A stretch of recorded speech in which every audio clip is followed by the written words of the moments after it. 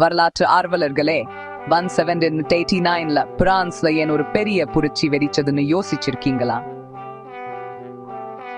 புரட்சிகளை பத்தி தெரிஞ்சுக்கணும்னு உங்களுக்கு ஆர்வம் இருந்தா இத நீங்க கண்டிப்பா கேட்கணும். வாங்க பிரெஞ்சு புரட்சிக்குள்ள போலாம். 1789ல பிரான்ஸ் ரொம்பவே குழப்பத்துல இருந்துச்சு. பெரும்பாலான மக்கள் ரொம்ப ஏழையா இருந்தாங்க.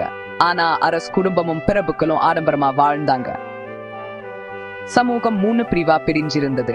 பாதிரியார்கள், பிரபுக்கள், அப்புறம் மீதி எல்லாரும், அதாவது சாதாரண மக்கள். இவங்க தான் அதிகரித்துனாங்க. ஆனா இவங்களுக்கு தான் ரொம்ப குறைவான உரிமை இருந்துச்சு. பொறுத்து பார்த்தவங்க சுதந்திரம், சமத்துவம், சகோதரத்துவம் முழக்கமிட்டாங்க. கோபமான சூட்டம் மன்னர் 16ஆம் லூயியையும் அவரோட மனைவி மேரி அன்டோனெட்டையும் தூக்கிலிட்டாங்க. இதுக்கு பிறகு பிரான்ஸ் ஒரு குடியரசா மாறுச்சு. இது உலகத்துல இருக்க எல்லா மக்களையும் மக்களாட்சிக்கா போராட தூண்டுச்சு. பிரெஞ்சு புரட்சி வரலாற்றையே நிரந்தரமா மாற்றிடுச்சு.